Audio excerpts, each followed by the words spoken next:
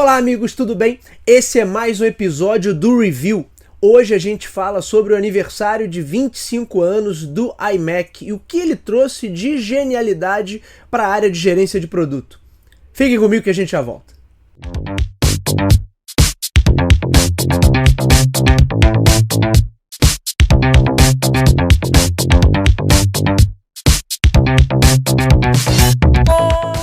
No último dia 15 de agosto,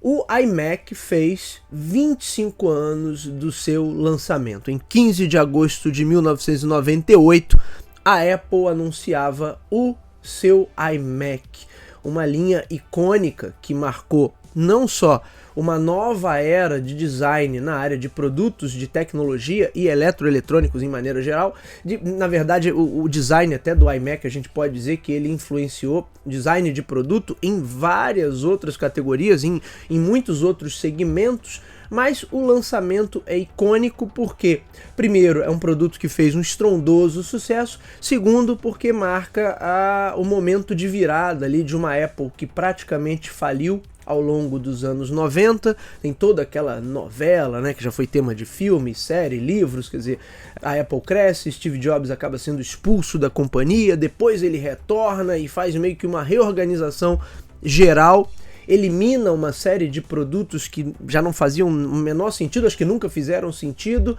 e começa a botar a empresa novamente nos trilhos. Portanto, a influência do iMac é muito grande, é muito maior até do que normalmente as pessoas imaginam. E a influência dele na própria linha, nas próprias linhas seguintes da Apple, porque aí você tem, a partir desse realinhamento em 1998, a Apple de fato entrando numa sequência de grandes lançamentos e grandes linhas, grandes famílias de produto que seguem um conceito na base ali muito parecido com o que tinha o iMac, o que a Apple na verdade já tinha lá atrás, mas que se perdeu nesse momento aí, nesse período em que ela começa a perder a sua essência e começa a tentar se comportar mais como uma grande indústria de tecnologia e de bens de consumo no sentido tradicional, e isso quase afunda a empresa e depois ela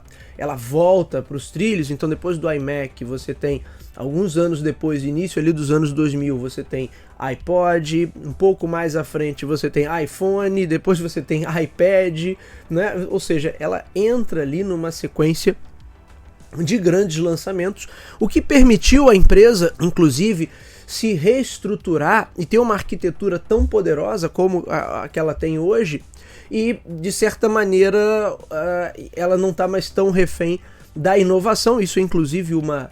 crítica, né, que se faz, a gente vai falar um pouquinho sobre isso também, porque sempre que, né, alguma coisa lá do passado da Apple é relembrada, as pessoas, óbvio, vão voltar à figura mítica ali do Steve Jobs e também da questão da Apple ter se perdido um pouco no design, na experiência do usuário, que é uma crítica que os fãs mais fervorosos da empresa fazem ao status que a companhia tem atualmente, a como ela se posiciona e nos próprios lançamentos que ela faz. Então, de fato, aqui hoje a ideia é a gente entender um pouquinho mais a contribuição do iMac pela perspectiva de gerência de produto, pela perspectiva de posicionamento e de branding, entender por que esse produto se torna icônico. Não é um produto hoje que faça muita diferença para a Apple, das linhas de hardware, computadores, principalmente os de mesa, possivelmente é o que ela vende menos, mas ainda assim o quanto isso influenciou toda a trajetória da companhia e o quanto isso mostra de fato um tato, um feeling muito bom que o falecido Steve Jobs tinha para esse campo da gerência de produto e gerência da proposta de valor, porque o iMac e esses produtos são muito valiosos pela proposta de valor. A nível de hardware, a nível de aspectos técnicos, possivelmente eles não têm tanta coisa a entregar. E aí a gente vai começar a nossa análise justamente por isso. Os produtos de tecnologia, de maneira geral, eles sempre foram tratados muito como peças de engenharia, que é o que são, mas pela perspectiva de engenheiros, de pessoas técnicas. Então, quase sempre você tem um foco muito grande em aspectos funcionais, em aspectos técnicos. E lá desde o início, né, quando você pensa nessa revolução, nessa primeira revolução da computação pessoal, onde a Apple teve papel fundamental, havia uma clara percepção ali do Jobs, que não era um cara de tecnologia,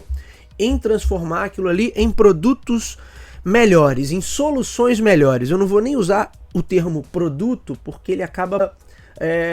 dando uma conotação e levando para um lado que eu não quero levar. Mas pensando no campo de soluções, todo produto ele funciona melhor quando ele é uma solução mais completa e quando ele consegue passar essa solução com muita clareza para os seus consumidores. Então, você pensar ali na década de 70, meados para o final da década de 70 e início dos anos 80, você tinha várias empresas desenvolvendo tecnologia focada na casa dos consumidores. Computadores menores, videogames, os primeiros videogames surgindo. Inclusive, vou gravar um vídeo também sobre a Atari, os novos lançamentos aí da Atari, o quanto essa marca icônica ainda faz sentido ou não, mas a gente vai gravar sobre isso. E aí você tem a Apple entrando com seu primeiro computador pessoal, mas tudo parte daquele cenário de ebulição ali tecnológica que havia nos Estados Unidos. E acho que a magia desses primeiros modelos e o que fez a Apple crescer tão rapidamente é parte porque o Steve Jobs talvez tivesse um talento natural ali para entender em como entregar essas soluções da melhor forma possível e como gerar essas propostas de valor. Então, mais do que o apelo técnico e o apelo funcional, vocês vejam que até hoje é algo que ficou, de certa maneira, no DNA da companhia. A Apple não é uma empresa de focar em aspectos técnicos, ela foca muito mais naquilo que aquela solução ali é capaz de te entregar e te convida a não prestar atenção em aspectos técnicos. E é o que ela fez lá desde o começo, e principalmente nesse momento de retorno, onde você, pegando ali o cenário de anos 90, você começa a ter um mercado infestado de computadores de baixo custo, porque na verdade você tinha a possibilidade de customizar, de montar o seu próprio computador, seguindo ali o sistema que foi criado pela IBM, mas que acabou virando um modelo amplamente difundido, que é o modelo PC, né, de personal computer, mas você não tinha mais a necessidade de comprar computadores de uma marca, de uma grife, porque na verdade você poderia comprar as peças e montar o seu próprio computador, ou ir numa loja de eletroeletrônicos, uma loja de informática, e lá algum técnico especializado montaria o seu próprio computador. E aí essas grandes marcas que tinham as suas linhas de computadores, elas começam, óbvio, a perder espaço, porque elas não teriam condição nenhuma de competir em preço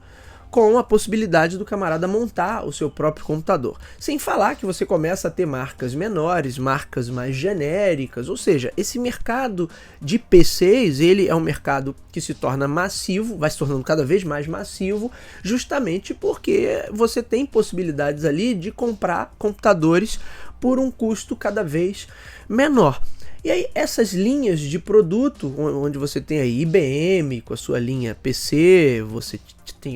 tem ainda, né, Dell, tinha HP, aqui no Brasil você tinha Itautec, que seriam computadores de marca, eles obviamente têm um apelo muito menor. Da mesma forma, um sistema ainda diferente, um sistema fechado, como o que a Apple sempre trabalhou, quer dizer, então diferente do que era todo o universo PC, né, todo o universo baseado em sistema Windows, porque outros sistemas também nunca conseguiram decolar, o Windows se tornou supremo e absoluto no cenário de PCs, mas seria muito difícil, muito complicado para fazer um outro sistema ganhar espaço. Mas foi justamente isso que a Apple conseguiu fazer há 25 anos atrás. E isso tem uma relação direta com a ideia de proposta única de valor, que a gente tanto fala aqui nos nossos episódios, também eu falo no podcast, no Talk to Biz, que é o quê? Você ter um conjunto de benefícios muito sólido, que seja diferenciado e que as pessoas consigam perceber isso muito bem. E aí acho que vem o toque de genialidade do Steve Jobs, justamente por ter esse feeling, né, de pensar talvez menos como um camarada da tecnologia e mais como uma pessoa comum que queria ter as soluções para o seu dia a dia. Obviamente que nos setores de tecnologia, e vocês vejam que a indústria ainda funciona assim, ela ainda possui esses vícios, para a coisa descambar para uma complexidade tecnológica, para você ter que ficar se preocupando com questões técnicas, com processamento, com quantidade de memória, com compatibilidade, com barramento, com não sei o que, blá blá, né, com conexões. Isso ainda é muito comum, né? Ainda é uma indústria que anda orientada a aspectos técnicos. E o que os melhores exemplos que a gente tem nesse caso, não só o da Apple, o que esses melhores exemplos fizeram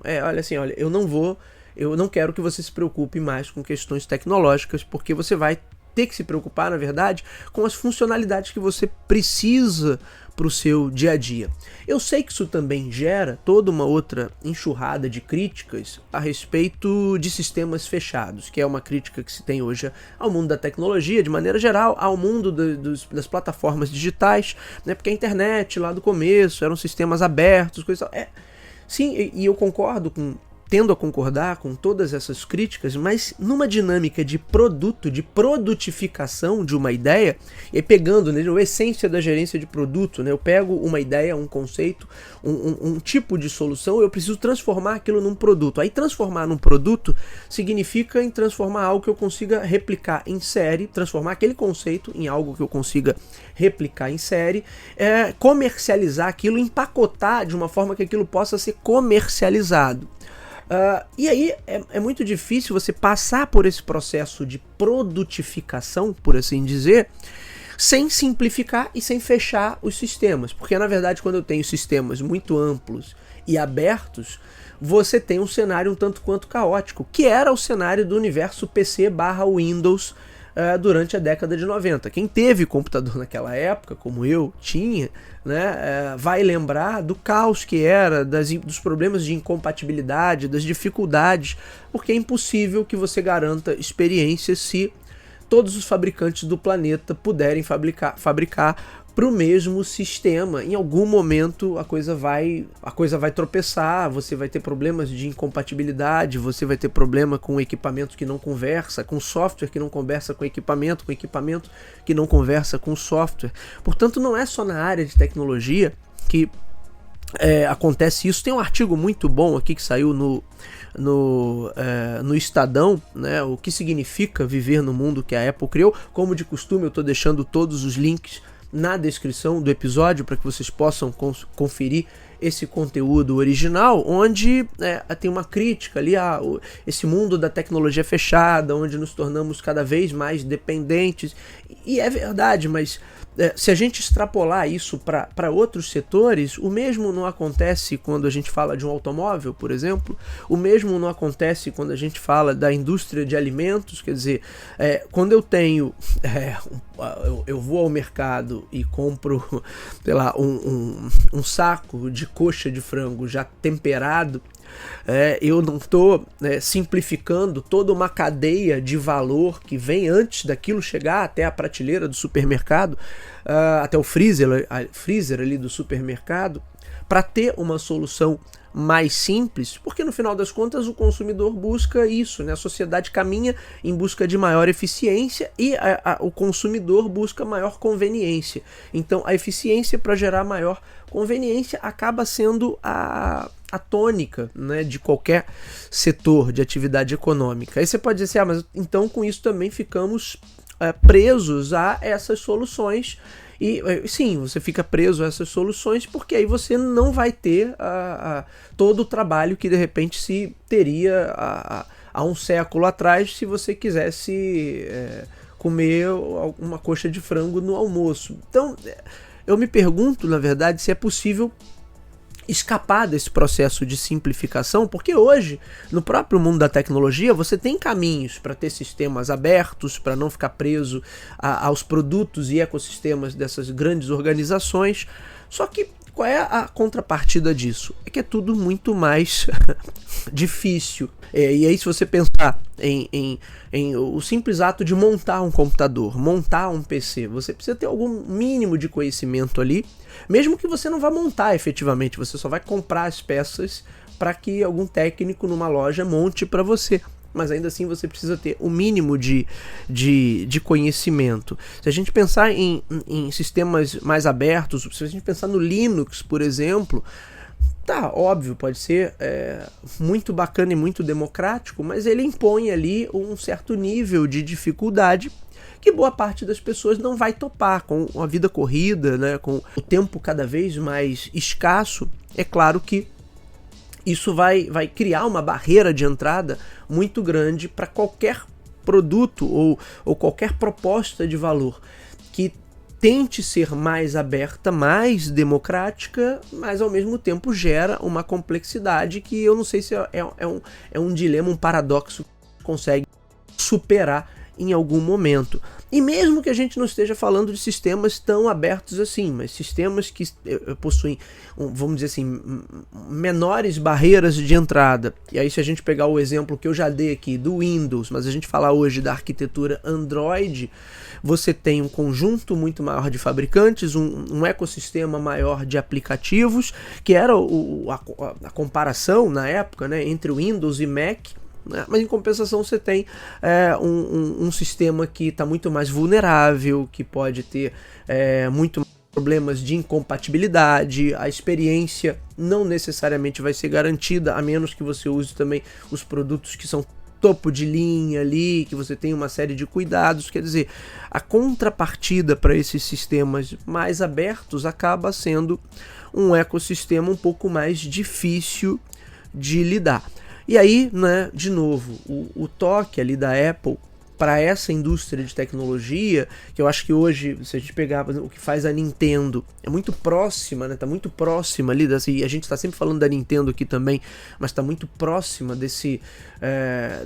conceito, né, que o importante aqui é eu entregar uma experiência que seja muito, muito, muito satisfatória e resolver determinadas questões que o cliente, o usuário, possa ter. Né? Em contraposição ao que a indústria de tecnologia normalmente faz, que acaba tornando aquele cenário ali mais complexo e gerando um dilema para o consumidor, eu acho que de fato a gente tem que dar o braço a torcer que a Apple teve uma contribuição fantástica. Assim. E o que ela fez depois do iMac, pensando... Aliás, eu nem estou falando aqui pela perspectiva do design, mas eu também estou para gravar um episódio com o nosso amigo Renan Peixoto, porque é um questionamento também que surge, né? O design da Apple está morto agora, a empresa faz aquelas caixas de alumínio, né? Vamos lá, tem um pouco de saudosismo aí, de sebastianismo aí nisso, né? De todos desejarem a volta do Steve Jobs ou de ter um novo Steve Jobs ali, mas acho que a gente não pode deixar de comentar aqui também, né, a questão do design, né, que é um aspecto, uma camada super importante para tangibilizar essa proposta de valor. E acho que aí o que a Apple fez a partir do iMac é criar propostas de valor muito sólidas, com um aspecto subjetivo e com uma capacidade de gerar conexão emocional com o público muito forte e com um design muito arrojado, muito inteligente, que justamente conseguia tangibilizar esses valores e esses aspectos que são puramente subjetivos, mas tangibilizar isso de uma forma muito, muito clara ali para o público. Acho que daí o sucesso, daí a perspectiva de, olha que inovador, que pelo ponto de vista da inovação mesmo, nem era tanta inovação assim, o que tinha de inovador de fato? Acho que pouca coisa, né? Porque se a gente olhar a história da computação pessoal, começando ali 15 anos antes, 20 anos antes quase, você não tinha no conceito em si nada de tão inovador assim. Mas a como aquilo se apresenta e como aquilo se coloca, é posicionado muito bem como uma solução definitiva, é claro, para aquele momento, para aquele contexto histórico, né, mas como uma solução definitiva, eu acho que nisso há sim algo de genial e que fica uma lição para a área de gestão de produto, de gerência de produto, para a área de inovação e desenvolvimento de novas ofertas, né? O quanto eu consigo pegar um conjunto de benefícios, produtificar isso, tangibilizar de uma forma tão clara e tão bacana, a ponto de não deixar dúvida daquilo ali, primeiro, chamar a atenção pelo aspecto, pelo visual, pela beleza, pelo design da coisa, mas tangibilizar muito bem a proposta de valor que está por trás daquilo, mais do que ser apenas um ponto de design. É muito legal porque é bonito. Não, é muito legal porque as pessoas entendem que ali existe uma proposta de valor com um posicionamento muito sólido. Então eu acabei, né, demorando até um pouquinho para fazer esse comentário, mas eu acho que a gente não pode deixar de lado, né, essa contribuição. É um momento histórico, porque na verdade marca essa virada de chave da empresa. Se eu não me engano, foi ali também naquele período, inclusive, que a Apple muda de nome de Apple Computer para apenas Apple. Se eu não me falha a memória, isso foi no início dos anos 2000, ou seja, mesmo ela tendo lançado um produto que era um computador, que era o produto que tirou a companhia do buraco, já estava muito claro que o futuro não era o computador em si, mas esse ecossistema. E o que a gente viu depois disso foram desdobramentos com novas esferas, novas camadas de atuação e novas funcionalidades de uma mesma perspectiva de criar, sim, um ecossistema completo de soluções. E acho que é nisso que a empresa se garante até hoje. Só para fechar esse comentário, possivelmente a gente não vê tanta inovação hoje em iPhones, iPads, de fato não tem, é uma crítica que a gente já fez aqui em outros episódios do review e do próprio Talk to Biz, mas em compensação essa ideia da arquitetura do ecossistema, tanto é que algumas semanas atrás eu comentei do faturamento do braço de serviço da Apple, né, que comprova claramente que eles conseguiram criar essa arquitetura muito sólida. Eu acho que isso tem origem lá atrás, há 25 anos, com o lançamento do primeiro iMac. E, obviamente, é um caso, assim, novelesco, dramático por si só, porque de um camarada que tinha sido meio que expulso da companhia que ele próprio fundou, e ele volta e faz essa virada de chave, que é óbvio, aí aumenta toda a mítica, toda a lenda, né, a respeito do Steve Jobs e da própria Apple. Bom, é isso. A gente vai gravar um Talk to Biz Tech falando sobre daqui para frente, Apple, proposta de valor, design morreu, não morreu, inova, não inova, o que vem por aí, ou se vai se tornar só mais uma de tecnologia, o que, né, já é um absurdo, é só mais uma que vale 2,7 trilhões de dólares. Mas a gente vai voltar a falar sobre isso, vamos discutir isso no próximo episódio do Talk to Biz Tech. Esse foi o comentário da semana, nos vemos na próxima, um abraço a todos, até lá.